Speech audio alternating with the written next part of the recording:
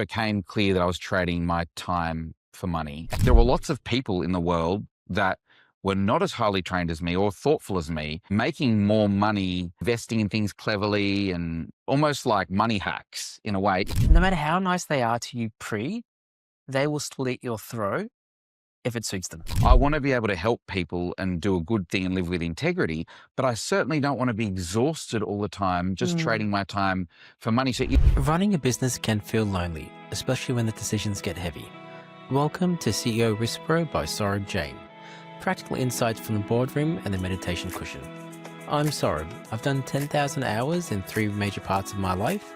I've spent 10,000 hours being a CEO, 10,000 hours being a board member, and 10,000 hours meditating. What we're going to do in each episode is really unpack a real business challenge that a CEO is facing and see if we can work through it together. Enjoy. Well, thanks, guys. Thanks for joining us again today. Today, I've got Patrick from CU Health. Do you want to tell us a bit about yourself? Yeah, thanks, Saurabh. Look, my name's Pat. I am a neurologist. Did all of my medical training at Sydney Uni and ANU in Canberra. I was born in Canberra, actually, and grew up there in the early days. Relocated to Sydney, and my family and broader family are here. I've had an interesting life, generally. Very fortunate to have had lots of experiences in my life, and I've always had a strong interest in solving problems at scale as much as I enjoy seeing patients one-on-one. And that led me down a pathway to medical business, medical entrepreneurship. But from my perspective, it really wasn't about medical entrepreneurship. I think that's more of a label. For me, it was, how can I solve problems through the vehicle of business in an efficient way that can improve patient outcomes? Yeah. And tell us a bit about the company that you have now. What does CU Health do? Yeah, so CU Health, CU stands for Connect Us. The vision for CU Health was to build a virtual multidisciplinary healthcare practice.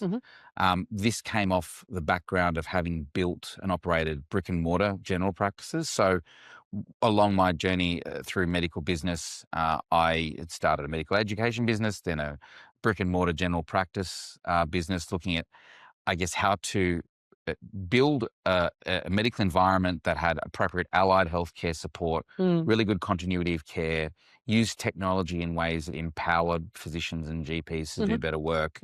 And then as time went on, the idea was, could we build a digital version of a really, really good quality practice? And a really good quality practice is measured by the outcomes it can produce in a digital space. And why you do that? Well, it's to give access to more people that would not necessarily otherwise access care. So CU Health, the tech vehicle, is a virtual practice we've built, which has tools, pathways, workshops built into it, as well as lots of consultative care that include general practice, psychology, dietetics, health coaching. There's preventive and responsive care. It also has a very strong emphasis on executive and leadership coaching, which we integrated into one model of collaborative care. And we put that proposition to businesses to look after their employees and their leadership teams. It's essentially like plugging in a very well-established healthcare practice into a business. And the premise is that if you take care of the people in the business and the leadership team, the business will perform. They'll do better. Yeah. Perfect. So the way we run these sessions is we try to talk through a business problem that you're having today. Well, what's top of mind for you? Yeah, look, coming into 2026, CU Health is in what would be traditionally referred to as a scale-up phase. So the challenges we face are ensuring that we're continuously governed appropriately as we partner with many businesses, both from an SME through to an ASX-listed profile company. The challenges around that include things, as you know, data security, include good client relationship and retention of your clients, producing the outcomes that you say you're going to produce, which is so important to us.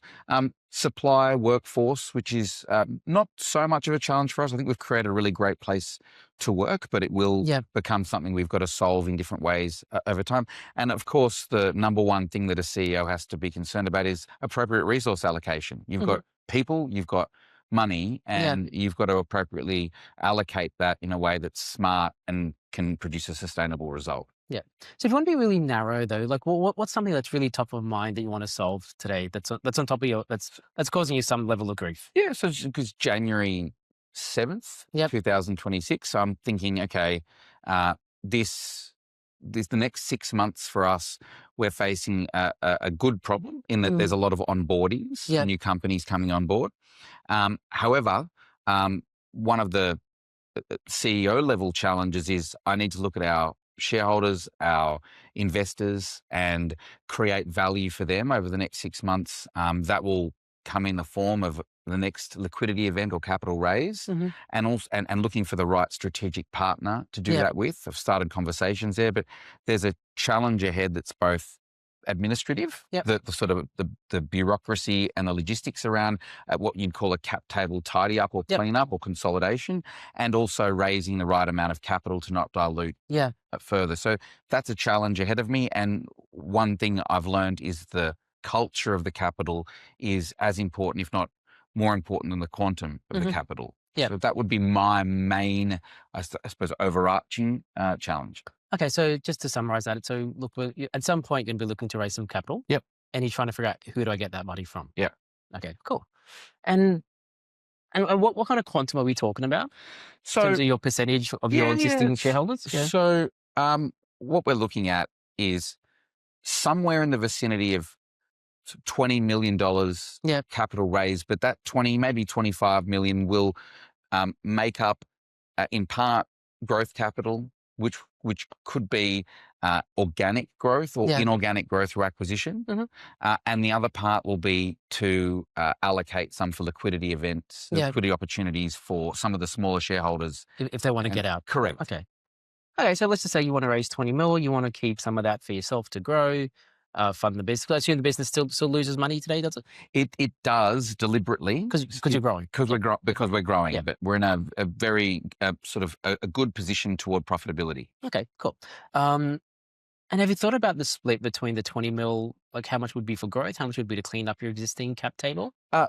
Yes, in theory, just based on sort of some good estimates and looking at what the position of the cap table is, different shareholder positions and interests versus as well what we would need. One of the good things about the way I built CEO Health from the beginning is that I wanted to be a strong unit economic model, a model to profitability where the business funds itself, it has growth capital that it generates itself. And so therefore the amount that we need into the business doesn't need to be substantial. So it might be, let's say, 25% of that. Okay. So you could use a lot to clean up and you could use some for growth. Correct. I mean, give us some of the backstory. So you start off as a neurologist, you're a practicing neurologist.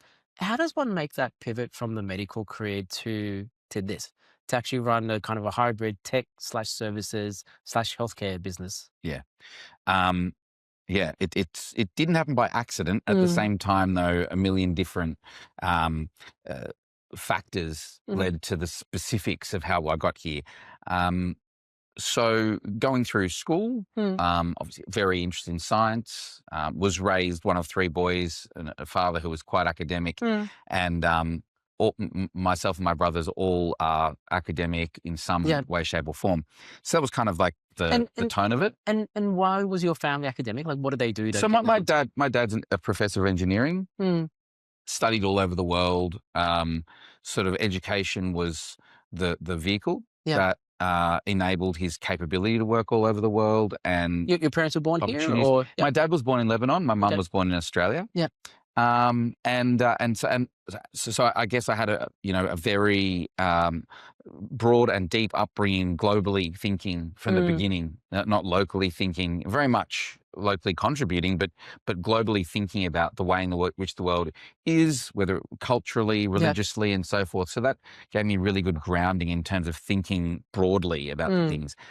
However, when it came to education, it's kind of, there's not much wriggle room. You just maths, science, English, and the results speak for themselves. So you do your HSC, I'm sure you get a cracker result because you got into medical. How do you decide medicine? Why not decide a business pathway? Yeah, so that's a great question. So I think that, and I think that a number of the listeners will resonate with this.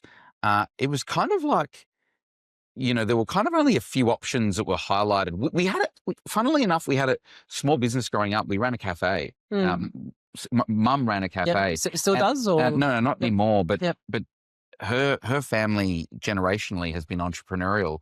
Hardware stores, hotels, different things. So I was definitely exposed to business. But the technical element and the curiosity element in science was so alluring, and my dad was such a great science advocate that I was just drawn toward it. And the careers of medicine, engineering, those more science-heavy, I was just influenced that direction, and I was good at it.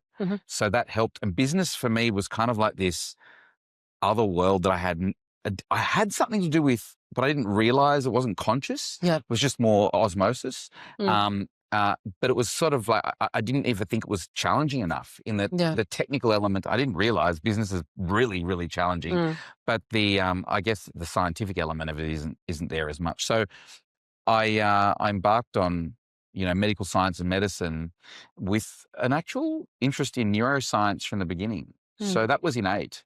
I think I just had a intrinsic interest and curiosity in the brain. It's this, as I've said of other podcasts, it's sort of this cauliflower-shaped organ that you can't see what it does, but it literally decides our entire reality. It does everything for us. Does everything for us. So that in of itself was really drew me in. I don't think anyone who has any degree of interest or curiosity could argue that the brain isn't an interesting organ. So for me, deep diving into that organ was, pardon the pun, like a no-brainer. So I did that. And what was the logistics? So you went to University of Sydney? Yeah, I went to Sydney. So what I did medical science first in neuroscience. First? Okay, yep. I did neuroscience because I was really, really interested in pathways, behavioral neurology, all because medicine is about pathology. So medicines are literally about the development of disease. Did you not consider going straight to a medical degree, like at UNSW? No, I did. But the reality is most medical schools had changed to postgrad at that time, and I wanted to go to Sydney Uni, and so I did. And I'm really pleased that I did that, because I would never have had the opportunity to study the brain in the same way medical school. Medical school, you're sort of studying to become a professional, whereas neuroscience, you're studying to become a scientist. And I did advanced physics, I did advanced mathematics, and I did neuroscience in my undergraduate degree. So I got to, at one point, I didn't know whether I wanted to be a physicist, because I just really enjoyed questions that were difficult to answer. So we've done ANU, you've graduated from that, then you decided to go to postgrad university. ANU, was it? In the Sydney Uni, then I went back to my hometown, ANU, and did medicine there. Then was an intern at Canberra Hospital. But during my medical school years, experienced a lot, did lots of things. Never wavered from my interest in neurology. Because at that point, you can do radiology, anesthetics, oncology, cardiology. There's so many options. Other things were interesting, but neurology was just, I was fixed on it, and I already had a good grounding in the basic sciences around it. So you get a 6-year degree? That would have been 5 years. 4. So okay, postgrad 4. Yeah. So then you get your intern, your residence, and you got to get on a program. Correct. You got straight onto the neurology program. You went through whatever exams they have. First time, got through. Yeah. Okay. So that's another thing that I think enabled me. Had I not got through first time, and look, I never will take that for granted. My driver for getting through first time was like, I don't want to do this study again. And also, you've got to repeat a year somewhere else and go to a different hospital. And I was like, no, I'm going to get through this first time. And I think that if I hadn't, I would have been in a bit of a loop of persistence, because I'm quite a persistent person. So getting through first time enabled me to then go, okay, well, it was very challenging, but I didn't get into this sort of stuck in this, I've got to get through type thing and exhaust myself in that capacity. So then... Plus, it would have been, for most academic people, it's the first time in your career where there's a chance of failure. Yeah. Like in the HSC, if you're smart, you'll get through, do really well. Uni, you're smart, you'll do really well, you get through every single gate. That's probably the first time where there's a legitimate chance of failure. Legitimate chance of failure and exposure, because you've got your colleagues, a cohort. It's public failure. You're being paid at the same time. It's public failure. Correct. And look, I it's interesting you say that, because the first business I started was to help candidates get through those exams. Okay. So the first business I started Was this after you'd done your exam? Or Yeah. Okay. Yeah, we're doing it before. I would have had no credibility. So I started it with a now cardiologist, a really great cardiologist in Sydney. And we both went through the exams together, and we started a course to help physician trainees going through their exams with difficult questions. And we built up a huge question bank. We wrote it all ourselves, that content. And then we, to put it simply, and this was over a decade ago, we sold tickets. It was physical. There was no virtual. Like it was before AI, before any of this stuff, right? Yeah. So but then, people flew in for the course. So we'd have like 100 people there. We're teaching them because they're really desperate to get through their exams. What year of your program would you have been on by this stage? By that point in time, I had finished my exam phase, but started advanced training in neurology. Yep. And that's what, 4 years, 6 years, or how long? So it's 3 + 3. So you do 3 of basic or your exam phase, and then 3 of advanced training neurology. So that's when you choose your subspecialty. Help me understand why you did that, because I'm sure neurology, my wife's medical, but I'm sure neurology is the same. Like the hours are crazy during training, right? Correct. Like you just have to do the hours to get good at this kind of task. Yep. There's no shortcut to it. Correct. So you're super busy doing that, and you're doing this side hustle. Yeah. Explain that to me. Yeah. So that's where I can remember. I can distinctly remember driving to the hospital one day, and I was like, well, and I'd won a lot of awards as a junior doctor, and so I was good at that job. It became very clear to me that I was. And this is where I'm switching now to speaking from a passionate academic and clinician to an entrepreneur, is that it became clear that I was trading my time for money. And whilst that's a very cold thing to say in the business world, it's not. You say this stuff all the time. But as a clinician, totally a thing. It's totally a thing. But as a clinician, it's vocational in a sense. You're helping people. Yes, you're being paid, but I'm being paid by the government at this point in time. I don't have private practice. I'm an employee with a highly qualified employee with a very specialized skill set. But it became clear to me that there were lots of people in the world that were not as highly trained as me or thoughtful as me, making more money, investing in things cleverly, and almost like money hacks in a way. I'm not saying it's easy, but the point is I thought, I want to be able to help people and do a good thing and live with integrity, but I certainly don't want to be exhausted all the time just trading my time for money. So is there a way that I can use my skill set to multiply my expertise in some way? And can I maybe education was a good way. Can I maybe rephrase that in another way, and tell me if this resonates with you? Because with medicine, at least in Australia, it's a fantastic career, right? You'll be the top 1%. Even if you're bottom of your medical class, you'll be the top 1%. But you won't be the top 0.1%. Like that's saved for your entrepreneurs, that's saved for CEOs. Yeah. And is that what you wanted? You wanted the top 0.1, not just the top 1? It was never a percentage model. Was it about the money? It's about control. Explain more. It's about control. It's the same feeling that people have when they have a mortgage. Yeah. And they're incumbent, or when you're using it, they're a slave to their mortgage. Yeah. I inherently do not like living in a way where I'm constrained by certain other structures that I'm dependent upon, and then are in a framework that feels like a hamster wheel. I just don't. Like intuitively, I don't like it. So I knew that. Talk to me. Like, what's your view of respect of authority? Is that a thing for you, or is authority not a thing that you like? No, authority is an important thing. To the extent that authority has integrity, and authority has an aligned set of values that ultimately improve society. So, which is rare. So to answer your question, do I believe authority should be a thing? Absolutely. Do I believe expertise is really important? Absolutely. But is it a thing that resonates with you to be in a system with a box and control and authority kind of thing? Do you need more freedom in your life? No, I would much prefer to fail off the back of my own decisions than off the back of someone else's. It's as simple as that. Yeah. So, and also I'm creative as well, so that the medicine is very interesting and there's a diverse number of patients, but the way in which you engage with that profession is quite one-dimensional. And I'm not built that way. I like reading and books and writing and outdoors and all sorts of things. So an art, but I'd never want to do something that doesn't add or contribute to a bigger picture. So business is a great way of bringing those things together. So for me, it wasn't. But wouldn't all your friends at the time say, "Oh my God, Pat, like you're crazy. You'll make, I don't know, $1 million a year for the next 30 years being a neurologist, probably more. You'll make a 7-figure salary."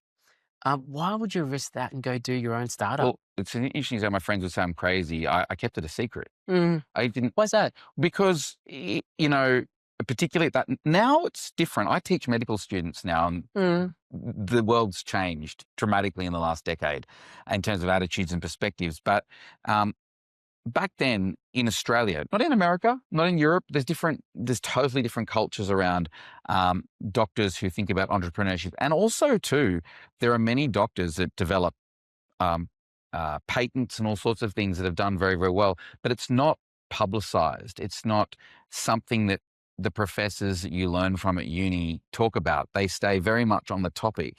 They don't talk about how your career can be. And actually, a little side note, there's now actually a group called Creative Careers in Medicine that has over 20,000 members, most of whom are doctors, that feel this frustration in a system that is disenfranchising and exhausting and doesn't align with their values a lot of the time or limits them. So going back to the 0.1%, your comment about 1% versus 0.1%, I think that is the conclusion. In order to create that freedom, you kind of need to have a pathway toward that.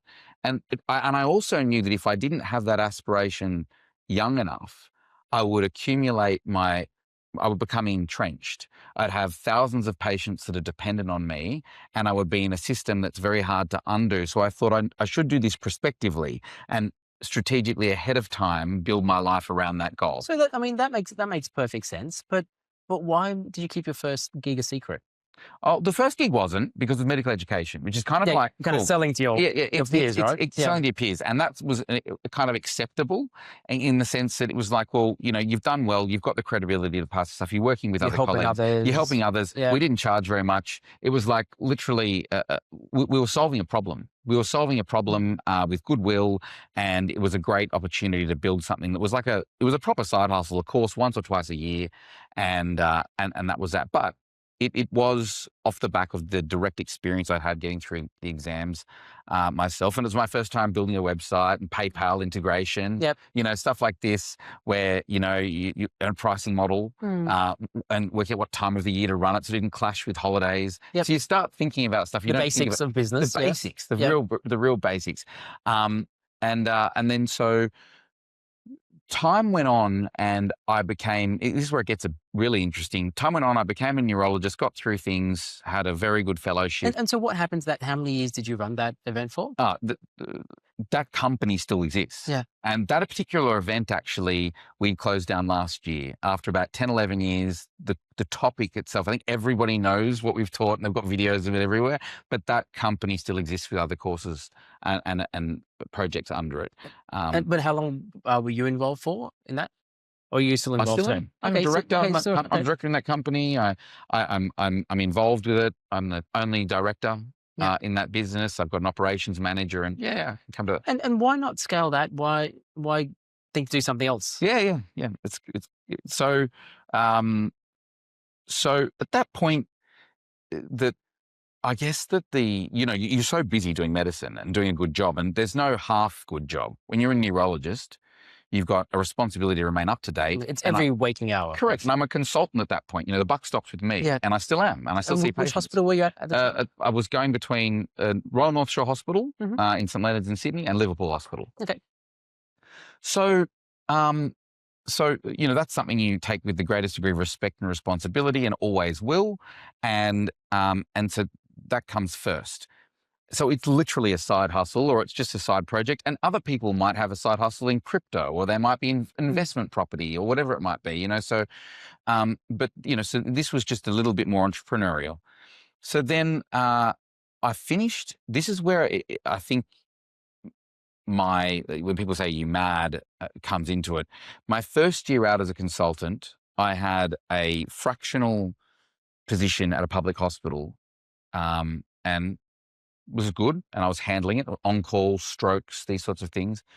I had started private practice, and you build your books. So I was doing 1 day a week, and my books were starting to fill.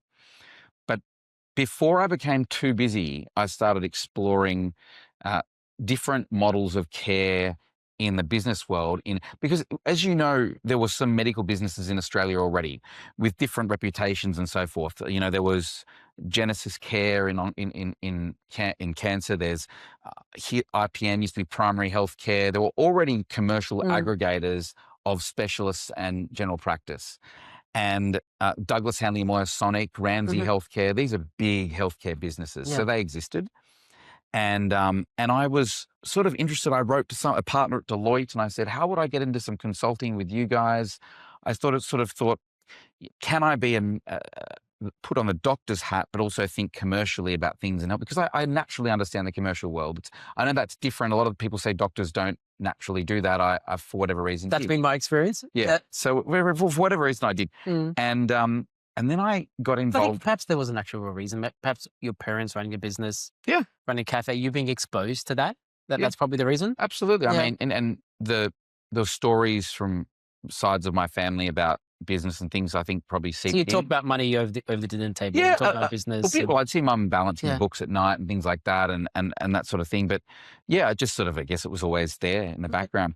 So so the next thing is I started consulting to a startup in the healthcare space, and I'm not going to tell that whole story because it is an epic story in of itself. But I became the group chief medical officer of that startup, which was capitalized by some quite wealthy people, and they were the directors. And then I negotiated myself a significant portion of the company over time due to the value I was creating for the company. And I was like, okay, and suddenly I've got trust agreements being set up and shareholders agreements, and I'm designing brand families, and I'm looking at cash flow forecasts.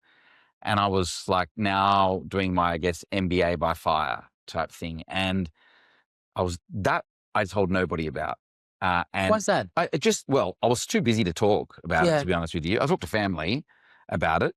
But colleagues wise, I just sort of was like, you know, in medicine, most of your colleagues sort of believe that if you're not doing just one thing and one thing all the time, then you're not really dedicated to it. It is a very rigid view of, you know, whenever you're interviewed for specialist jobs, you kind of used to say three things. You say, well, I want to have a staff specialist job at a hospital. I want to do some private work. I want to do some research and a PhD, and a postdoc. Well, there was actually a formula. So anything outside of that just made people like, they don't understand. So they probably... Was it more about them and their perspective of you, or was it something inside you that made you not want to tell people? It wasn't something necessarily inside me, but it was a conversation that would make them uncomfortable that it was a waste of time for me to have. Because I guess, like, you don't fit the mold of a typical neurologist. Yeah. And they might not understand that perspective because they are typical neurologists. Correct. And you know, a lot of language in medicine used to be people that did business were sellouts. You know, like there was this condemnation almost if you got into it. But then as time's gone on, a lot of really eminent professors and so have scalable businesses, whether they're imaging business, and then it's sort of like, okay, the people condemning it actually are missing out on potential opportunity. It's quite interesting because, I mean, I've got a lot of medical friends, but it's quite interesting that, albeit it's that profession that on average gets paid more than anybody else. Yeah. The top one, the top two, the top three, according to the ATO. Yeah. Yet somehow you're not happy to talk about how much money you make. Like you feel almost a tiny bit of shame about making a lot of money. Oh, absolutely. And then you're overcompensated. You say, no, it's about helping people. It's about this kind of stuff. Yeah. And you say, I don't really do it for money. Sure, I'm the highest paid person in the country, but I don't really, really do it for the money. Yeah. Well, why is that? I think that, look, the thing that's a little bit misunderstood is you study for so long that the highest paid salaries are for people that sort of the bankers, and they finish earlier and they're earning money earlier and they've got bonuses and so forth. And there's also, they understand tax effective ways of doing things too. So what's reported to the ATO is not necessarily what's medical true. Is a bit harder. Medical's a bit harder. It's very transparent. What's reported or not. And those high salaries are, look, when you look at it, surgeon, whatever, it's usually a 50-year-old surgeon who's well established at their prime of their career. It's taken 30 years of training. Correct. Yeah. So I think that there's a lot of like early that you fight so hard in the early days for positions on training positions. You're sleeping under the desk. You're living like TV dinner type lifestyle. That by the time you get there, there's almost a chip on your shoulder. There's almost a chip on your shoulder where you're almost like, well, yes, I've got money now, but I didn't have much of a youth, and I didn't have all of this stage. So there is a bit of a chip on your shoulder for what you've gone through to get there. And additionally, the intellectual ego has far more currency in medicine than financial ego. So explain that more. Well, if you're a plastic surgeon, that's a cosmetic plastic surgeon, and you earn a lot of money, you can't, and that's good on them. I mean, great. It's an important area of need. But if that person walks into grand rounds in hospital and there's a complex case with someone with, bowel cancer, the credibility in that old brownstone world goes to the professor who solves the case, not to the guy with the Ferrari. So we stack intellectual and empathetic currency much higher than financial currency in the medical space. And it will always be that way. It's sort of part of the values of the system. When you start with the Hippocratic Oath and you've got these people that write textbooks, that's kind of where the soul of medicine wants to live. Even if it doesn't, it's where it aspires to live. And people who go, you know what, I'm going to just do this procedure 6 times a day and make 10 grand a day, that's not applauded in medicine, even though people are probably jealous of it to an extent. They're on their boat at Christmas or at New Year's. That's not a flex in medicine. It is in the business world to some people, but in medicine, it's almost a turn-off. Yeah, it's interesting. I mean, I've only come from the business world, so externally, that's the flex, to do really well financially, or to make a lot of money, or to buy whatever, to have control to buy whatever you want in life and do whatever it is you do. Yeah. But I guess I see the medical perspective. The flex is the intellectual, right? The procedural, the understanding of medicine, the patient interaction. Correct. Okay. So you're consultant. You're working a day a week, private, bit of public. You're consulting for this startup. How long were you consulting for that startup before you finished that? So it was probably 12 to 18 months. And then things took a turn south with that company for all kinds of, all the reasons. Governance failures. There was criminality, which is kind of your white collar criminal, and all this sort of stuff was going on. And I was totally naive to that stuff. I'm very good I'll learn quickly and I'll read between the lines, but I was shocked at, how blindsided people could be. Very, very good people in a business and very opportunistic people in a business. So there's a lot of hot air and a lot of talk that goes on. But when, when all is said and done, it comes down to what's the culture like? What are the profit and loss look like? What does the balance sheet actually look like? And there's recklessness and there's actual, astute, sustainable business growth. And there were both types of people in that business, and there was sort of a background war going on. And I was in the middle of it with other people who were in the middle of it. I'm grateful for the learning, and I'm grateful for the wonderful people I met during that time. But I was at that point in fight or flight mode more than ever, more than my exams. I thought, what am I in here?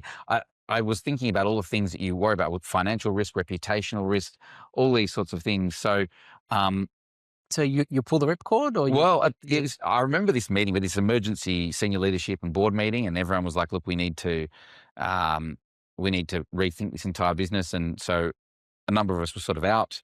The people on the board were very good people, and they recognised that I was, involved doing a good job, but not involved with anything untoward at all. The opposite. And they looked after me, and that they made sure I was remunerated for my time and my contribution.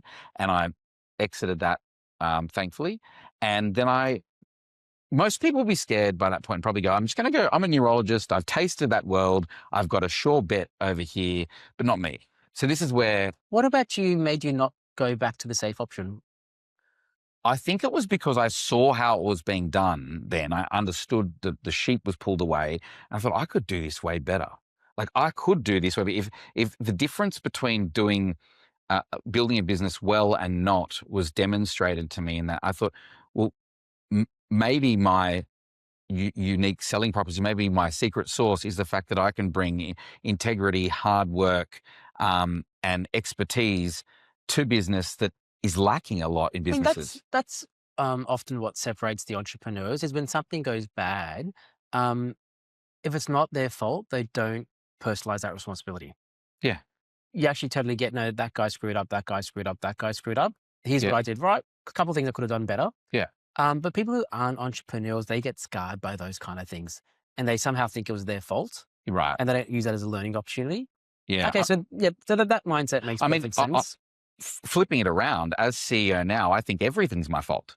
So And everything is, by the way. It totally is. correct. Totally Correct. is. So in that scenario, I wasn't in charge. Yeah. I was within it and I was developing influence in it, but I wasn't in charge, and I certainly wasn't the one signing things. But now that I'm signing things and recruiting and whatever it might be, at the end of the day, it's my responsibility to decide. So you're right. I take accountability as a CEO, but at that time, that did scar me, but it also inspired me at the same time. Mhm. So then, because of what I'd learned through that, I thought maybe I could help contribute to building out as a leader in a business and a director and a founder, general practices. And why general practices? Because it's the coal That was your face. bricks and mortar GP. Bricks and clinics. mortar. And the reason general practice and not specialty world is two reasons. One is I kind of wanted my specialty world to remain isolated, sort of segmented off. It's a world I go into. I look after my patients and do things. I didn't want to muck around with that, so to speak. I would have thought the opposite. I would have thought you've got so much more domain expertise in neurology. Yeah, that you're true. actually going to want to leverage that more to set up, I don't know, more neurologist clinics, for example. True, but the amazing thing about general practice is I didn't, it's frontline. So when it's frontline, and I'll put my business speak on, it's direct to consumer. So when it's direct, some more hot water? Oh no, I'm good, thanks. When it's direct to patient like that, you've got to think about so many things, and it's also the greatest opportunity for prevention. See, I genuinely, it isn't just about business for me. Business either aims to address a need, it either aims to create a need and then address a need, or solve a genuine problem, or a combination of all three, or some combination of those. For me, I've always seen business as a vehicle to solve something, and I'm a systems architecture kind of person. So I'm like, well, sickness is a state of being, and illness and disease is a human state. It's not about like, where can I find leverage in the system and then exploit that for business? That's kind of how a real thoroughbred business person thinks. I don't think like that. I think, well, how can I reduce the burden on emergency departments? How can I reduce people coming in with advanced disease? So you can do that through immunizations. You can do that through cancer screening. There are lots of. So for me, it's like, well, what kind of business can more upstream in a more scalable way reduce the burden on health? And then it's like, then I think about a business model second.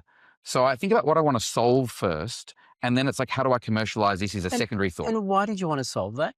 I think it's because I don't like the reactive nature of the world, full stop. I don't like putting fires out. I prefer to, because a lot of the time people genuinely think that life happens to them. And it's just like, and then they're in that moment and they're solving for this. Whereas it's not like that at all. I mean, this is why governments are meant to exist. This is why great businesses are meant to exist. It's to come up with a mechanism, some sort of innovation or mechanism that decreases the problem load downstream. Now, some people profit from problem load, right? That's not my shtick. That's not, to me, I'm not inspired by that. Sometimes I find that unethical. So instead, I'm like, well, and I also came to understand the corporatization of general practice in some sectors had degraded the way that GPs work. And GPs don't want to work in a corporatized, volume-based model of care. As much as they've been forced to, they don't want to. They want to practice slower medicine, good quality care, fewer patients, but go deep. So I thought, could I create a model of care or enable one with the support of GPs, not in an authoritative way, because you can't do that. You've got to do it as a group.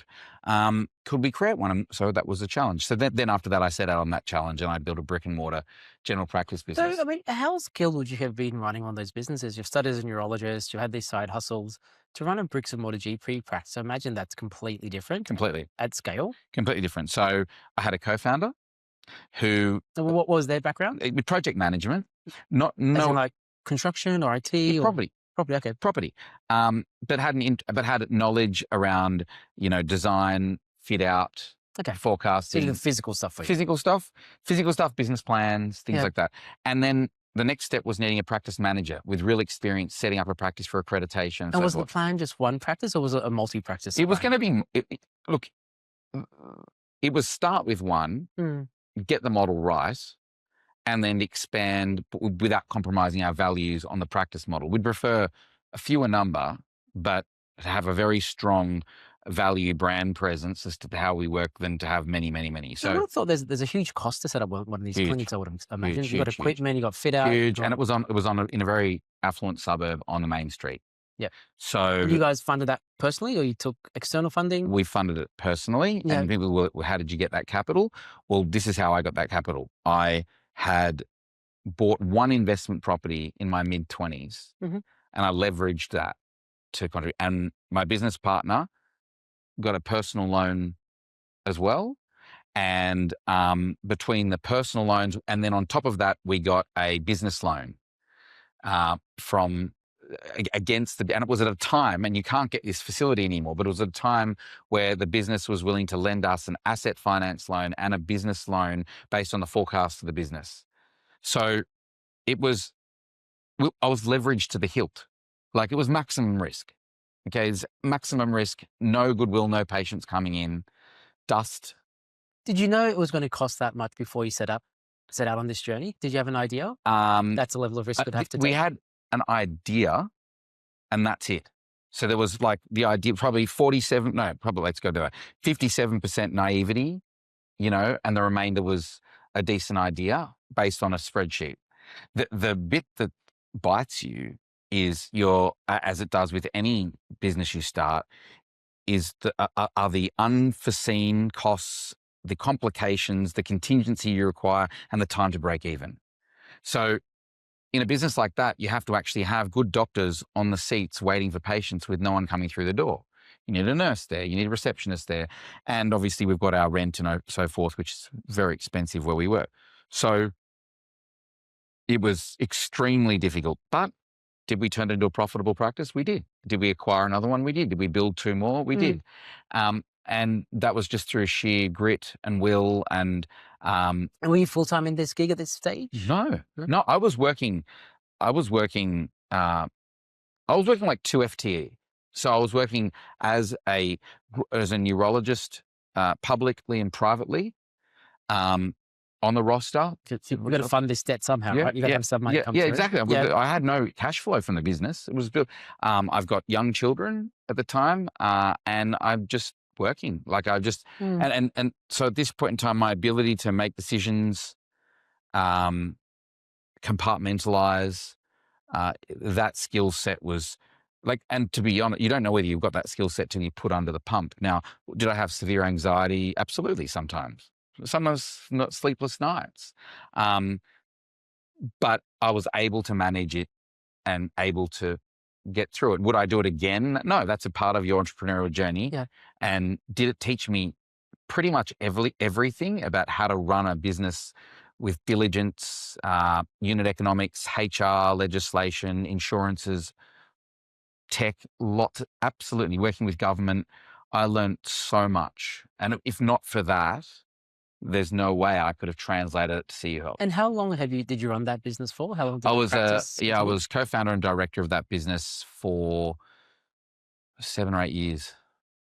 Okay, wow. Yeah. So then at what stage did you decide to exit that? Did you guys sell the practice or you exited yourself? No, so basically we went on to have CU Health as an idea. I went on to run CU Health.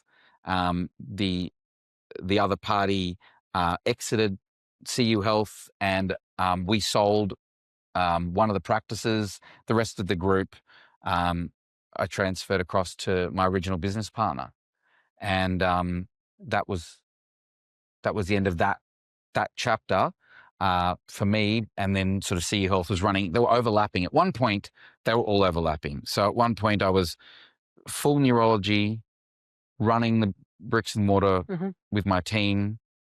The medical education was ongoing, and I was raising capital for CU Health on a safe note. Well, at the start of CU Health, that makes so much sense, right? Because you've had the medical experience, you've had education experience. Yeah. You've figured out how to run a small business, how to deal with physical people, physical premises, how to balance books, run a payroll. So they're all the major constituent parts you probably need to run a tech company. Yeah.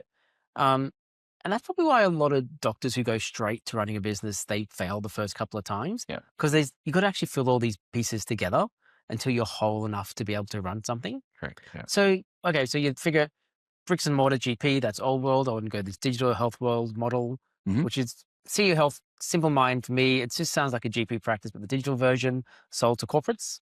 Yeah. I mean, that's right. I mean, what the advantage of the digital world. So this is where it's really important to be clear. There is GP telehealth. There is psychology, counseling, EAP type stuff. There's, digital pharmacies with a click and collect and get a script. CU Health is none of those. CU Health is actually a fully in-house clinical team with the psychology, fertility, GP, everything integrated together to one record. So whilst it is a virtual general practice, I can't stress enough that it's a really, holistic whole person wellbeing platform. That's also been designed in such a way that it's very enterprise in that it aims to really improve the wellbeing of a population as well as an individual. And help me just a nuanced question about CU Health. In terms of your cost base today, how much of it is on the tech side of things? Like how big is tech in your world? Yeah, no, it's quite substantial. So the practice is a technology vehicle. And so we have three components, I guess, when we talk about tech. There's the dev side, which is everything from your Python program, but our whole tech stack, including AI. Then there is our IT world, which is a lot of the way we connect the national New Zealand group. And then there's our server architecture, which is AWS. And we've got a team for each. But if you were to bundle in all three of those together, like what percentage of your cost base will that be today? Yeah, so it does fluctuate. So when we do massive sprints and drives and new versions, it sort of is higher as a fraction of the OPEX. If you look, so our cost base, we've got our COGS actually, the business is separated out a bit because you've got the services side. That's what I'm trying to untangle is like how much of it is a tech business, how much is a services business? That's what I'm trying to get right. Yeah. So the tech part, so for every dollar, let's say 20 cents is spent on tech. Okay. Okay. Yeah. And 80 cents are your doctors, your people, your admin, your sales, everything else. Correct. Yeah. Correct. So now you have to learn the tech world, right? Yeah. And everyone loses all their money the first couple of times. Yeah. Especially if you're not from tech. Yeah. It's a bit like going to a build and saying, build me a house. If you're not a builder, you'll totally get screwed the first couple of times. Yep. But then that's great. That's another bow for you to learn. Why did you raise money when you started CU Health? Why not try to self-fund it again? Yeah. Well, or was the cost going to be too much? Yeah. Cost too much. Also, the risk, it's so novel. It is and remains novel, but also it's extremely obvious. The technology and the system is what every private health insurer and workers' comp claim insurer wants to have in their arsenal. But it is novel in that someone's built it. But for us to go from butcher's paper through to what we have now, to self-fund that, really would have been irresponsible. Did you have a new co-founder or was it just you this time? No, I had the same co-founder I had in the brick and mortar world, but pretty soon we realized that I was more suited to this. So the way that the thinking was, okay, and in terms of self-funded, that's not true. We did.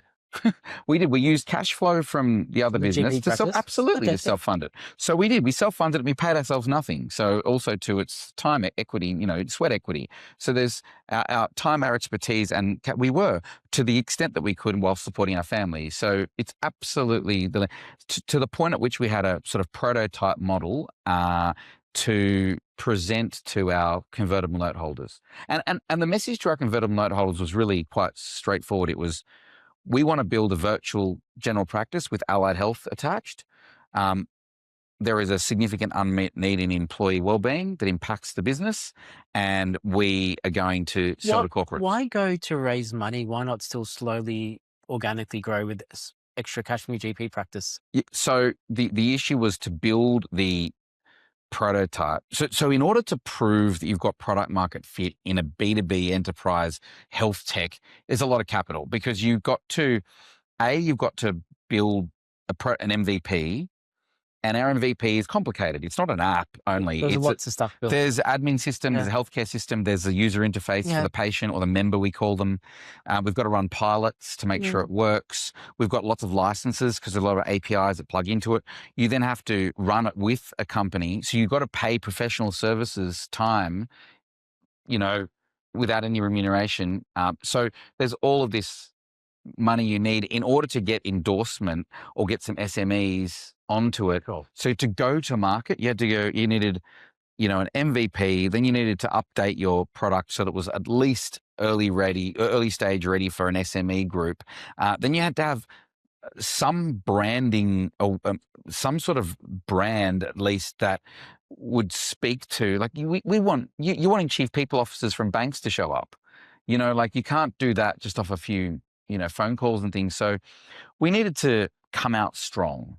And so we needed to front load it with some capital. Now, we raised 1.25 mil in our first tranche and who did you raise that mostly from? That was all just from friends and family? Friends, family, and investors that we met, investors I met ad hoc. I raised it all. I met people ad hoc that, I knew had been how long ago successful. was that? That was 2020. Okay. So 5-6 years ago, yeah?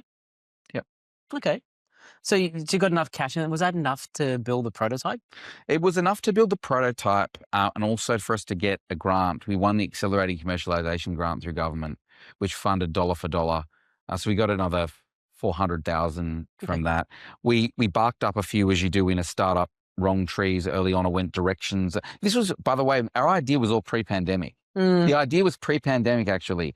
So this was actually in our favor. This wasn't an opportunistic leap off the pandemic. We did a lot of work with the government during the pandemic, but this wasn't like, okay, let's exploit telehealth because of the pandemic. Simply accelerated the adoption and understanding of digital health for us. So, but a lot of our build was happening, and MVP testing was happening during the pandemic. And how long before you had your first set of paying customers? We had our first paying customer in late 2022. And I'm guessing what your proposition is, hey, look, we'll charge you, I don't know, $1 per employee, whatever your fee structure is. They'll get access to all these health services, allied health services. The employees will be happier, they'll be healthier, they'll like you more, they'll stay with you more. I'm guessing that's the gist of it? It started off, it's become very sophisticated now. So basically we now look at, the market's changed. Firstly, the market's changed. It's matured a lot. And we have helped it mature. So the reason I do so many keynotes on employee wellbeing as a strategic tool is because you pretty much, for your employees, you've got salary remuneration. Then you've got this sort of nebulous term called culture. And culture is intrinsically attached to wellbeing.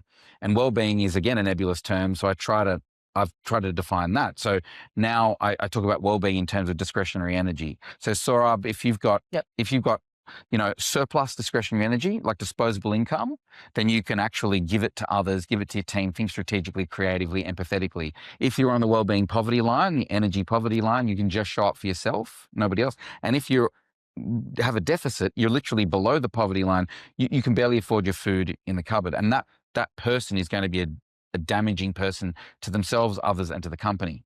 So we're there to increase the discretionary energy of a company through wellbeing as a tool in a scalable way. So the sellers now become, okay, looking after your employees' health and well-being is a good thing to do. Fine, that's nice. Secondly, does it have more tangible impact on the company than a 5% pay rise? That's an important question.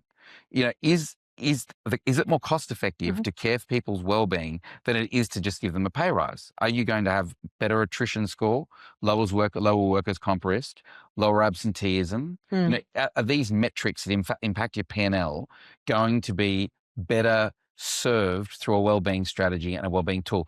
So I've gone from speaking in sort of what you'd call a fluffy light space to HR managers to speaking to boards about strategic levers they can pull within their company, and us being the leading solution for that. And that is now, so without making a joke about it, now when an ASX listed company's share price doubles and they're using us, I take credit for it. I say, look, you brought us on. You're only as good as the sum of your parts, which is your team. Your AI, and the other thing I talk about too is the AI strategy. I sort of say to them, look, in the era of AI, you can optimize your operating expenses and automate as much as you like. But human beings that are left behind doing the job, they're not inspired by the AI. If anything, they're dehumanized by it. So the only way to offset this AI curve is to protect your people. So it becomes a protection. So I went from CU Health being a reward and benefit that matters to literally a protection tool for your human capital that impacts the P&L significantly. And that understanding, that I call it wellbeing economics, we have highlighted, and we haven't. It's not a marketing exercise. It's research that's been done a lot. It just there hasn't been a good tool that's commercialized it well and created a solution, because it's quite challenging. It's messy to build, but it requires tech, it requires people, it requires expertise, and that's why CU Health is doing as well as it is. So help me fill it. So 2020 you started building it. 2022 you got your first set of customers, or you got your first paying customers. So it's real. You're servicing people. At what stage did you need to raise more capital? Well, when we needed it. I mean, as much as you should raise capital when you don't need it. Was that in 2022 or you have? Oh, no. Yeah, no. So yeah, 2022, I think we raised another tranche of capital. And then basically from 2022 to 2025, early 2025, we raised capital on a rolling safe note as a means to get us toward profitability. So it was kind of like, we want to minimally dilute it, which is in the best interest of all of the shareholders. Because it wasn't institutional capital, I could be much more flexible in the way and the timing and the way I did it, which I'm very grateful for. I think it's led to an outcome that's better for all of the investors and for the governance of the company. But I've raised in total somewhere in the vicinity of 8.5 million since inception. And obviously our burn rate is decreasing quarter on quarter. And now it's really, it's shifted. Our pipeline, the quality of our customers, the size of our customers means that raising capital, now I can raise some debt. We are in a solid enough position to raise some debt, and we can service debt because we've got a growth model that's happening that can substantiate that. So it's shifting now into a more sophisticated framework. But yeah, we raised in order to obviously, I think that we knew we were onto a good thing. It's a good thing. It's a three-way good thing. It's a good thing for humanity. It's a good thing for the economy nationally, and it's a good thing for the business owners. We've prevented suicides. We've picked up cancers. We've reversed diabetes. This is at the individual level. It's a beautiful thing for the team to be involved in, and it's a great thing for companies to take credit for. And it's a great thing and the other thing as well is we're not dependent on the Medicare model, right? As much as I respect Medicare as a legislative tool to make healthcare universal, as you can see, it's a highly political tool, which in some areas of Australia works beautifully. In other areas of Australia, the private funding versus public funding model is really difficult to get right. So working with businesses directly and working with great healthcare providers that practice gold standard Do you guys get Medicare rebates for your consults, or it's not under that umbrella? Not generally. Under some circumstances, we can. Okay, so it's completely funded by the company then? Yeah, as a general rule, yes. Okay, so let's fast forward to now. Yeah. So what's the growth rate like now? Like how well are you guys doing? So we literally went from in 2023, like trickle revenue, and I don't want to disclose figures over this because I've got to have them signed off. But we are on we will be profitable this financial year. And look, electively. So sometimes I sort of, as I should go through the exercise of looking at the cash flow forecasts and thinking, well, if we just converted the clients that are in our pipeline and we didn't invest further in brand awareness and marketing as much, we didn't do that nice to have tech element, would we be break even today? And we'd be very, very close to that. But have we got a sort of, I think, a good balance between where we allocate It's hard, resources? like you don't want to give up growth, right? Correct. If you don't have to. Correct. Yeah. Correct. So that's right. It's that fine balance to make sure there's enough contingency in case something happens, that it's unexpected. And in today's world, that's a million different things. But at the same time, you want to invest in growth. So for us, maybe a good way to summarize it is our goal is to go from having privately funded this through individual investors to private equity. Why is and then probably let's go back to the original question, right? That you want to raise 20 mil, some to clean up the existing, some to bring new people in. Why clean up the existing guys? Why not just leave them, let them keep riding the rise? So it's a good question, and they'll have the choice.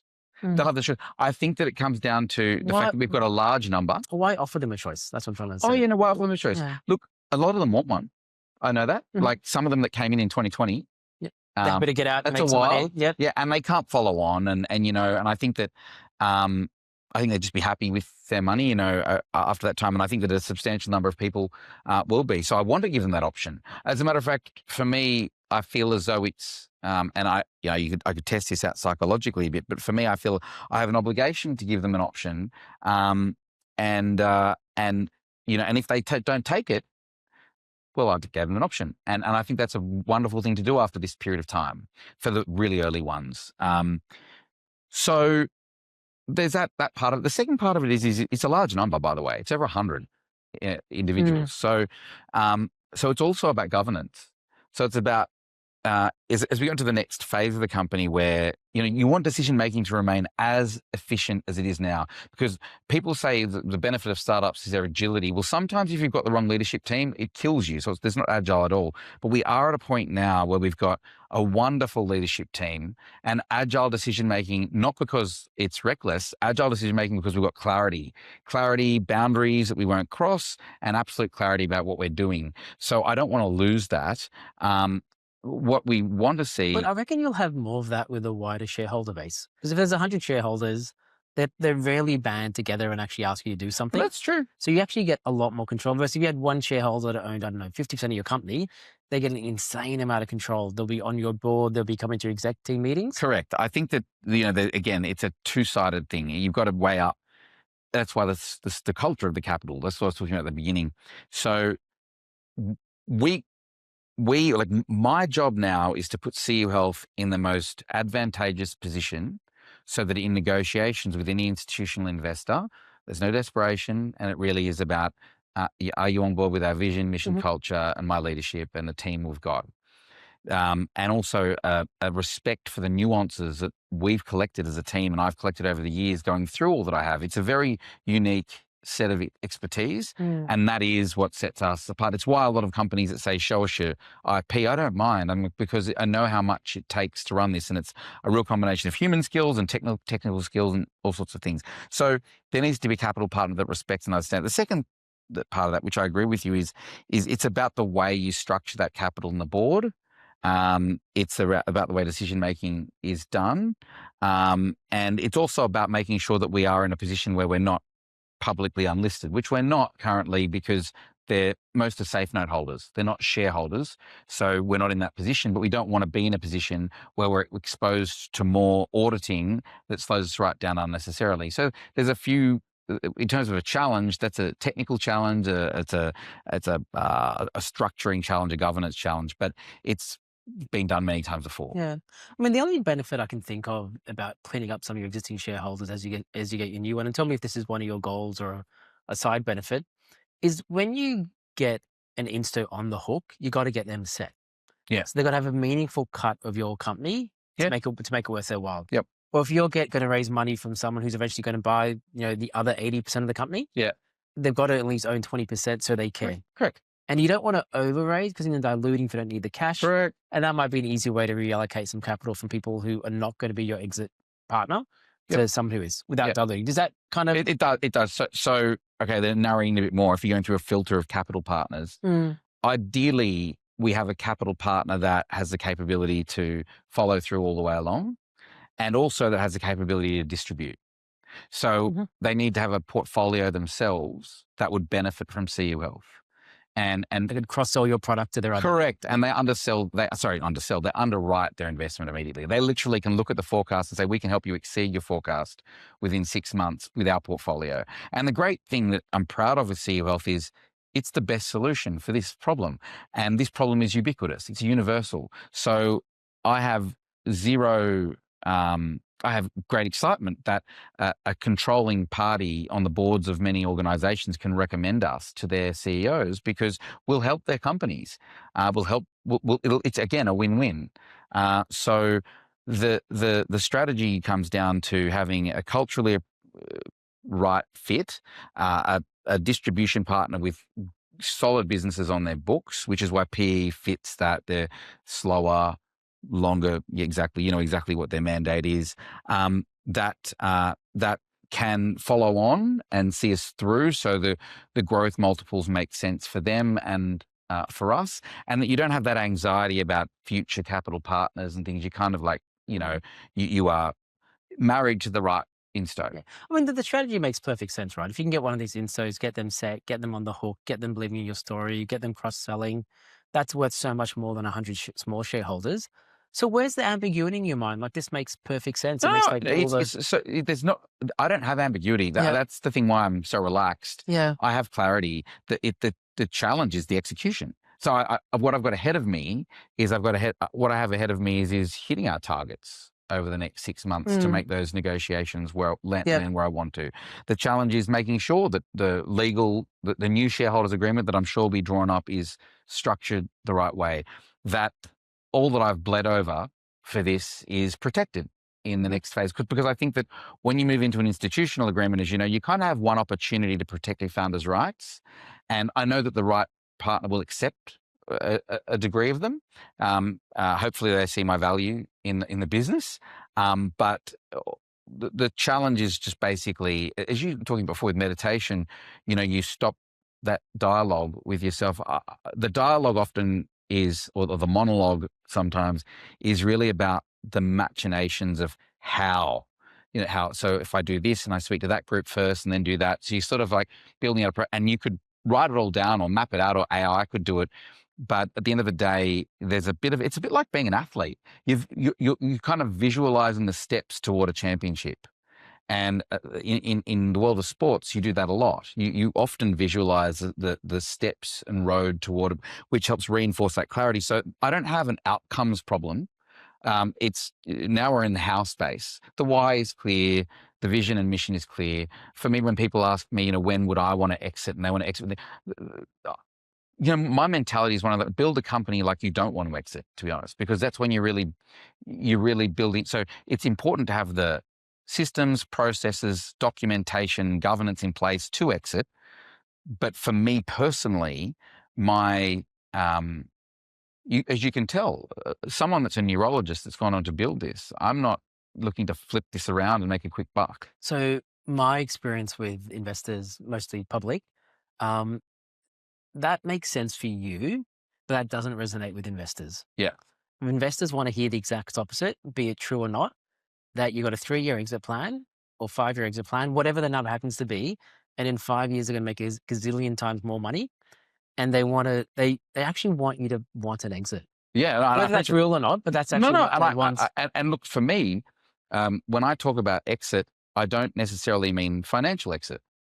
I mean what I'm doing. So it's so investors only care about financial exits, right? Yeah. And I think they want to hear a CEO that's aiming towards a financial exit. Yeah.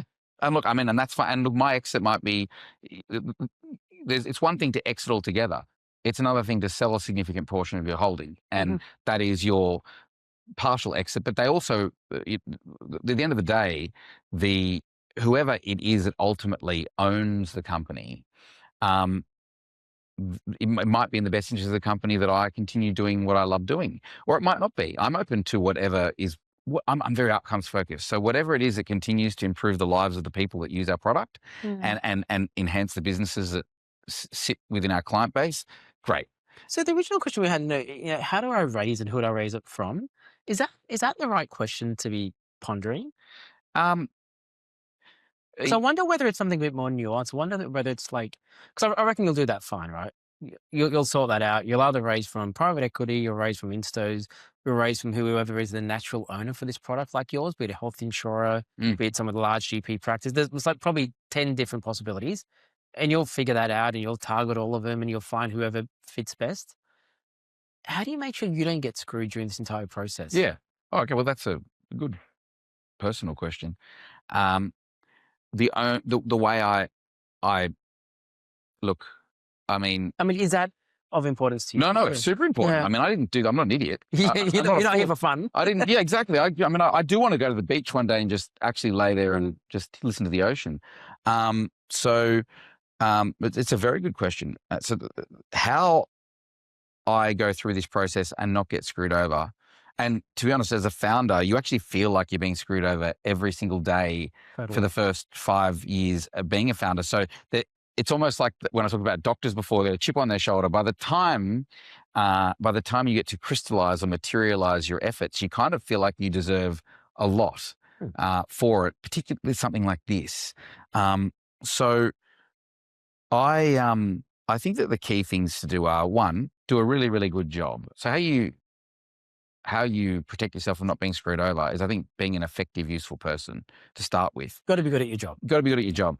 And never take your eye off that. And I'm not saying that because you want to make yourself indispensable, because I think someone indispensable makes a poor business. It's got to scale beyond you. But you've got to be very good at your job, and you've got to present value for the next 5 to 10 years for that business, so that people like, you know what, Pat, like driving this car, captaining this ship is a good thing for the business. And that's what first thing. I think the second thing is really ensuring that whoever becomes your capital partner sees that and understands that, and you can tell they do. So they take an intrinsic interest in the way you lead, the way your team is structured, what your journey is, so that they can appreciate. So they need a curiosity in it, and they need to be people who love founders, and there are certain and some very transactional. And so I think that is a cultural part of it. Then it gets technical. Then it's about having the right legal advice. I mean, I think the third part is the right legal advice in terms of structuring things in such a way that, because at that point in time, I know that it's the maximum opportunity for opportunism. So everyone comes in and thinks, what's in it for me? Because I'm the only one waking up each day, living and breathing this. And everybody else goes, oh, okay, Pat's done something decent. Now I threw my money and I backed the right horse. Everyone pats himself on the shoulder. And I have to make sure at that point in time, both the incoming investor and the existing investors, that there's protections in place. And I think that the only way to do that is to have a very, very trustworthy advisory team that's long-standing, and your legal expertise has to be rock solid, that has a good experience in leading through these agreements and so forth. And how do you do that? Well, one, you pay for it, and two, relationships. One of the key pieces of advice I can give people is, in business, have a small group of key relationships that transcend the business that you're in. They can be from childhood. The kind of people who are very, very good at what they do, they might be lawyers or accountants, but the kinds of people who also would be ashamed if they did something because your parents wouldn't like them after that. People whose reputation to your community matters more than paying the invoice. I think that kind of, and goes for me too. Like, I have that relationship toward others where I will undercut myself to look after them because my relationship with them matters more than and I think when you need to have that and look after them. Otherwise, you just become a meal ticket for everybody, and everybody's trying to take a clip of everything. So I think that it's just going to be legal. And at a certain point, I will just sort of go, help me, So a couple of things I'd add to that though. Don't look in the same way that you do keynotes on this area, but like one of my areas of expertise is actually how CEOs negotiate their salary. Yeah. How do you make sure a CEO gets a fair economic return for the work that they do? And there's a natural tension between CEOs and investors because both of those two parties think they're the guys that do the real work. Yeah. Yeah. They totally do, right? Yeah. If you ask me, I reckon it's the CEOs. Yeah. I think they're the guys that actually took the risk and actually did this. The investors actually think they're the brains in this operation. Yeah. Yeah. Yeah. So, I mean, there's about a dozen things one needs to do. So, just the key one from our conversation that I'd point out would be is don't have an expectation of automatic fairness. Yep. It's actually completely your responsibility to contract this right. Yeah. And to make sure that you are rock solid.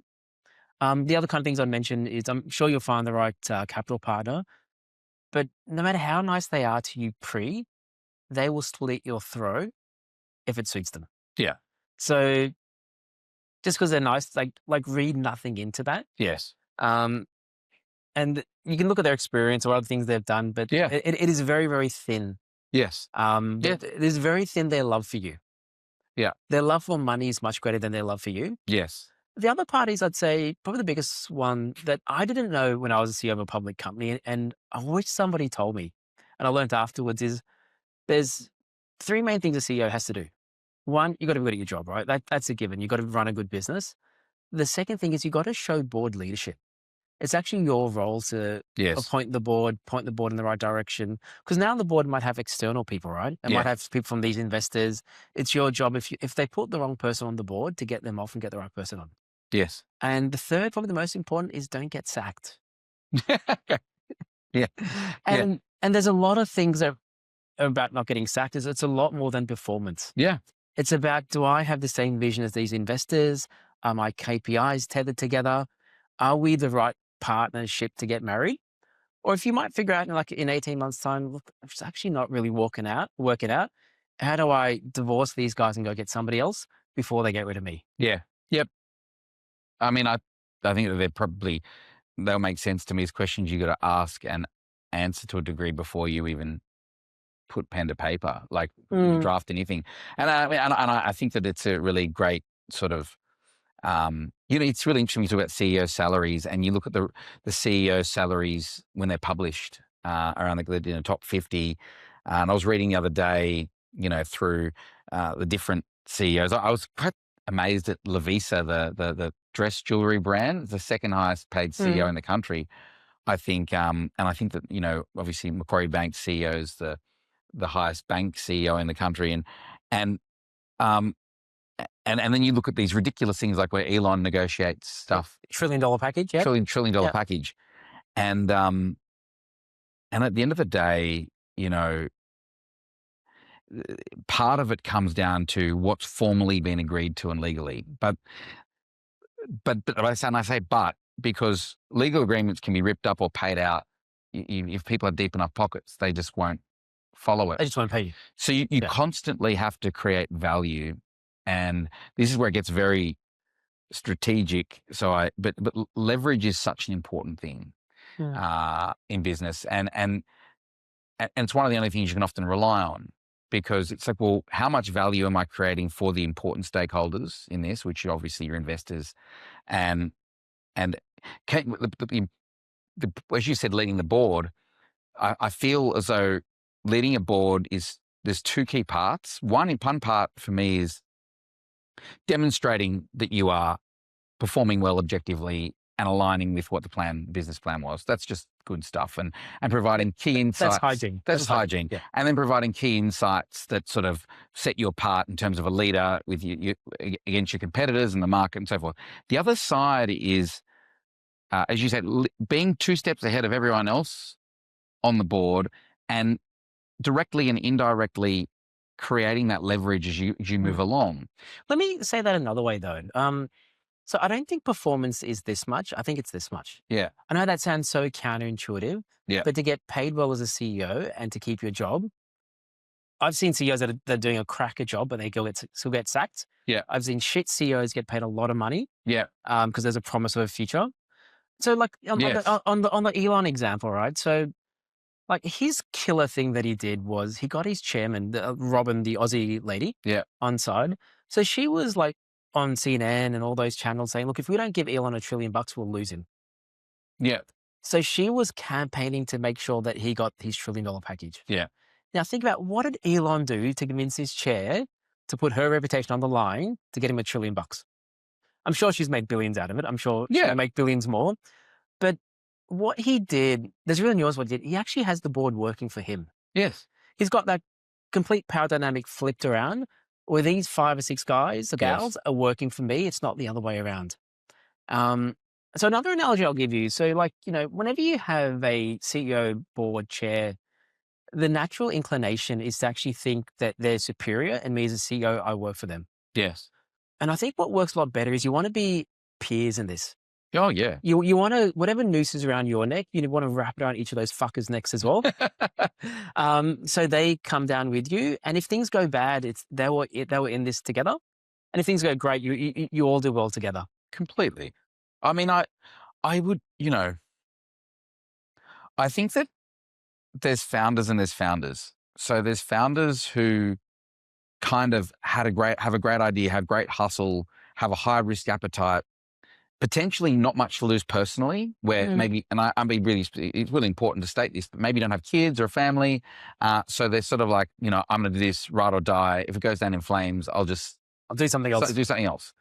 So when you're in that headspace and you find, you hit something, it could be a widget, it could be an app, it could be something, and you get it going, you're like, well, wow. And you got this quick flip there. If you're a founder, maybe you sell it completely to another larger group or maybe, but at that point in time, that person probably hasn't had sufficient experience and governance experience with a board, and also hasn't built the relationships over time with institutional people to even understand and they just don't want to. They want to move on. They're that sort of, that seed founder that can get things to quite high valuation.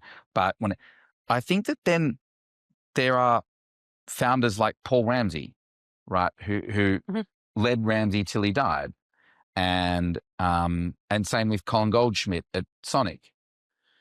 So they're sort of founders with subject matter expertise and deep passion for what they do, and create an institutional culture themselves, where they're looking at, it's a different mentality. It's not the quick buck mentality. And so what you said before, when you said most investors want to hear an exit, I can tell you that Ramsey and Sonic have made a lot of people very wealthy, but it's done in a way that almost isn't seen often these days. It's done in a way where you only work with people with integrity and deep expertise, that you follow your word. It depends who you raise money from. Exactly. It depends who you raise it from. Exactly. And I think that that's really important. What I've seen, this is just an observation, is there are healthcare consumer businesses that are about high volume, like fast moving consumer goods. They're good for VC businesses, and often they're not run by healthcare leaders. They're sort of opportunistic business models. They're consumer centric. They're focused on they borrow business sort of plans from other FMCG businesses, and they prey on social media fear type tactics. In real healthcare, which is harder to govern and requires deeper expertise, harder to copy as well, you really do need mature capital to come into it. If it's immature capital, it dies, because they look at your OPEX and look at your cost base, and they make all these recommendations that make zero sense when it comes to patient care. They make complete sense to short-term numbers looking better. Yep. Make this quarter better. But they shoot themselves in the foot. So you're 100% right. If you raise capital from the right group, they can go, okay, there's sort of pseudo competitors in the market which are going to die, and many a graveyard now, and VC-backed ones too, because they get to sort of their Series C and they're not profitable, and they've started to take on what we call patient care, or they've got governance issues. It's very hard to reverse a consumer business into a patient care business when you build it that way. But we've built it from the ground up with solid foundation. So the point I'm making is it is easier, not easy, but it's easier to have a board that's values aligned and sector aligned in a business that's got sort of roots like us than it is if you've spun up a marketing app or you've spun up. That's where they're like, okay, is this a HR app? Is it a matching tool? Is it a dating app? It's a different psychology attached to it. There's more dispensability. I think it's a little bit dirtier, to be honest with you, the way that, and I've done everything I can to angle us away from that culture. And at the same time be popular, because you got to be, because but I think you're completely right. So yeah, so the board that I work with needs to be a collaborative board. But the challenge you'll have now is that you'll have people that you don't pick coming onto the board. Yeah. Yeah. So whichever investor you get, they're going to allocate someone in their team. Yeah. Great. Awesome. Your job is to work with Pat, go on the CU Health Board and make sure our investments are doing okay. Yeah. Yeah, and I mean, it's my job. And that's invariably going to happen. Yeah, and I mean, that's when I see them coming onto the board, my perspective is I know about this a lot more than you. I mean, not being arrogant, but I know everything about this and you know nothing to start with. So I'm there to teach them. What they know about is probably good, like the same business fundamentals across every business. And secondly, they might have some industry specific expertise, but my job is to be able to foresee, answer, guide, mentor. And that's what I do. I mean, I advise PE and I advise Boston Consult. I advise groups on markets. But I wonder if your job in that scenario is a bit different. It's not so much to educate them on CU Health. It's to leverage what they already know and just remind them the domain that they're an expert at. So their domain expertise is not running a healthcare business. Their domain expertise is how do I keep the mothership happy? Yeah. How do I? Oh, I love that. How do I invest well? Yeah. So how do I have a good external view to investors? Yeah. And you almost like give them, that's their KPI, that's their objective. And that's great because then you're really building a team at your board level. And then you really get them to focus on that, keep them busy on that and keep them accountable to that. Yeah. Well, that's because where I've seen it go badly is when you don't do that with external investors, they have this fallacy that because they're an investor, they're good at running businesses and they're completely different competences. completely. And if you don't keep them busy being an investor, doing investor stuff for you, they'll start trying to run the business. Well, it's also a bit, yeah, that's right. And I think it's also, a lot of investors don't realize the value they have to the CEO. They don't realize it. And the CEO, like I know that if I went out, and I've kind of done this a bit. I haven't systematized it, but if I went out to our 100 investors and I gave them 3 bits of homework over the next quarter each, and I said, look, if you all even just do one part of your homework, which might take you 2 hours over the next quarter, I guarantee you it will bring our forecast forward. Like you'll add this much to our top line because of their networks, their influence and so forth. And I really think that is a really important lesson. I agree with you. And I think that's great advice that, if someone does have a skill set, maybe it's in HR, maybe it's in investor relations, maybe it's in whatever it is. The beautiful thing about CU Health is because it is actually a really great business to work with, to partner with and so forth, and it does a lot of good. Every person that knows a director on a business, every person that knows a decision maker in a business, or the other 100 investments they've made, right? That's right. Yeah. And if their job is to just get me in front of them, then they're participating in its growth. They're aligning with what we're trying to do, and we've become a teammate. And then you're giving feedback to each other, like how did that go? Let's hone it this way. And simultaneously, they're actually doing their job, which is making sure the company stays afloat. But the key part is you want to make them think that doing that is part of their job. Yeah. That helping with leads, connections, other investments, external investor presentations, that's actually a core part of being on this board. Absolutely. And as they kind of interview in and get into that, and then as you pick your chair, be it you or be it someone external, that'll kind of be their core competence. Yeah. To make sure that each of these guys actually understand what their role is to play. Yeah. We don't muddle in each other's pond too much. And that you actually hold these guys to account. Yeah, I think that's great. I think that's so much more effective than going through an old-fashioned board agenda. Look, you don't, but you tick, tick, tick, tick, tick, and then you're like, let's create value now. I mean, I think that your responsibility as well in businesses at our stage is, there's growth and innovation and there's that risk, right? And there's a tension between the two. And I think that, you have to stay on the solution side of the business rather than the risk side of the business at this stage. Otherwise, you're just going to end up dying. And you can spend so long. And this is one of the things I found is this people who've not run businesses but been on corporate boards, they've got great governance expertise, but every hour that's spent poring over risk-related matters is an hour lost in terms of the company's viability and being surrounded. You need someone, I think, with that trait, but I definitely don't think it's worth over-investing in. Oh, totally. And I think that the nuance will be, I reckon a lot of those people that have been in corporates, maybe not been a CEO, because you don't get many CEOs on boards, because most CEOs hate their boards and will never go on board again. Yeah. So it's often like a CFO or a head of legal, or a lawyer. They'll be the guy that will get on the board, or an investment banker. Is you want to pick the one that has already succeeded in life. And I'll tell you what I mean. Like, I'm sure you see these in your meetings, right? People just need to talk to show value. Yep. So they feel a bit better about themselves. Yep. Look, I've added some value back to the board. Yep. And that's actually not what you want. No. And it's insanely hard to find someone who's already has that self-realization, self-efficacy, self-actualization, that I'm happy with myself. I don't need to talk about a risk register for an hour to make you think I'm a good person that should stay on this board. And I reckon like less than 1% of board members actually have that. Well, all of my advisors are currently, and they've been self-selected or by whatever it is. They're all gracious humans that only ask, Pat, how can I help? With deep expertise, but they don't. But that's spoken for. It's a track record. Oh, fantastic! So I already know how to. You figured that out. Well, I've got them. Yeah, I figured that out. So I know how to carbon copy, but 100%. They're people that literally like, I've got a lead. They'll do the most humble things for me, like just set up a coffee with their friend, or they'll connect me with the next politician. It doesn't matter, but that's just what they do. And then they get back to whatever, putting their feet in the pool. But they know, and that's the only caliber now that I can tolerate. To be honest with you, it's not I can tolerate. I don't have time. I don't have patience. I don't have the time or the patience for it, and I call it out pretty quickly, not in a rude way, but I just am like, I'll just move on, you know, because I think that as someone that like I think my key skills is actually resource allocation and prioritization. And sort of there's things that require time and there are things that don't require any time and can almost be assumed. And if they can't be assumed, there's a problem.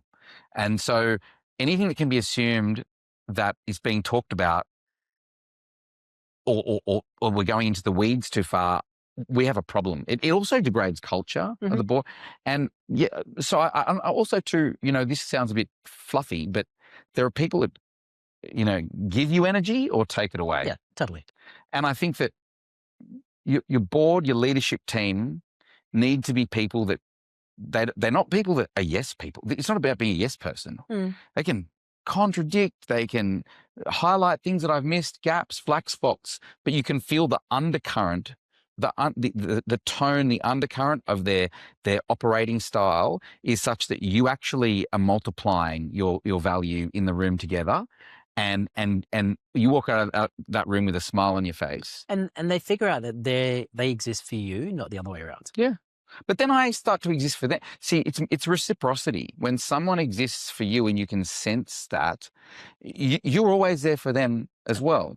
And I mean, again, I'm accomplished enough as an individual and I have great people in my life that I'd have no energy left over to not have relationships like that in the business I do. I wouldn't do it otherwise. I mean, I am already at the point where I only want to work with people that I like the company of. Yeah. I mean, I know that, you know, when they say beggars can't be choosers, blah, blah, blah, I don't feel like I'm a beggar. And I think that if you go into it with that mentality, you're not going to have the right outcome. And look, you might have been in 2020 when you were first starting up. Oh, for sure. But not so much now, right? Completely. You've got a business that's growing, that's doing well. We ran into all sorts of trouble because you kind of have to say yes before you sense check or even listen to your gut. You kind of almost like, okay, let's go with that. I just need someone's money for it. Correct. Yeah. Correct. Yeah. So perfect. Yeah. Anything else you want to cover? Anything else from that perspective? Because probably we talked a bit about, you know, how do you raise money from the right people, which I think you've got totally solved. And then how do you now navigate this new world, right? And make sure that you do well out of the next part of this journey.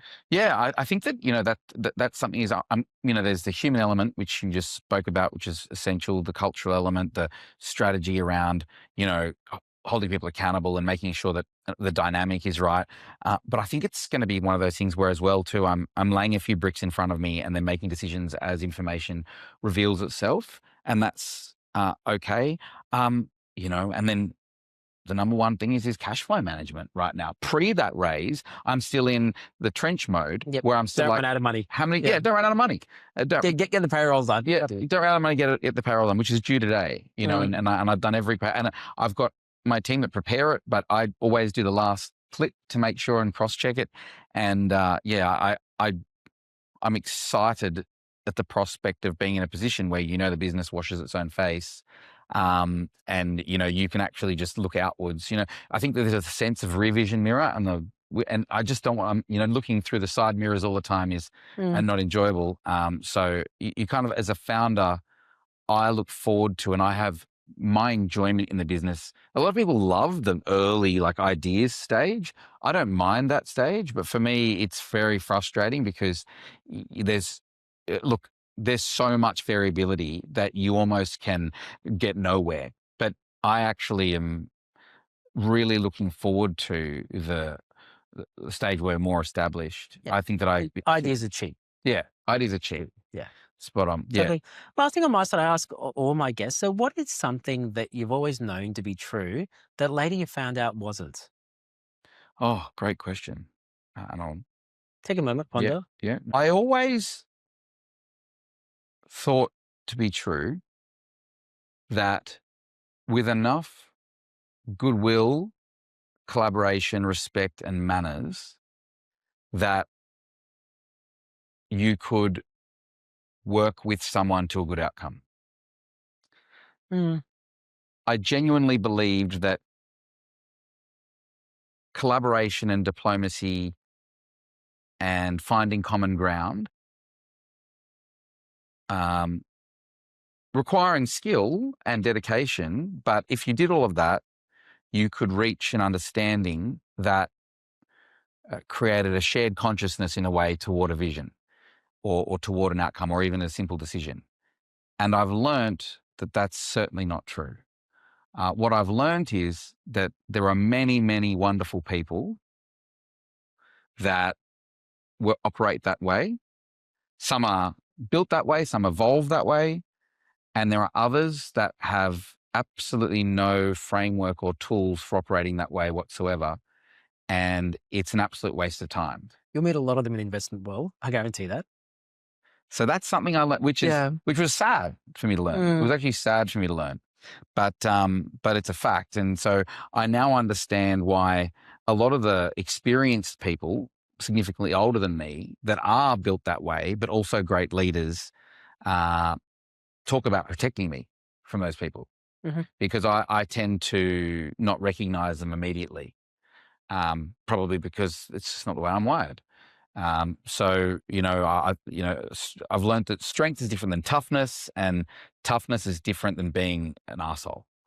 And so that's something that I've learned. Yeah. Perfect. Great. Thank you very much. Thanks for your time today. Thanks for listening. I hope you enjoyed it. If you do want to be a guest, make sure you hit me up and do follow me on socials, and make sure you check out future episodes. Thanks, guys.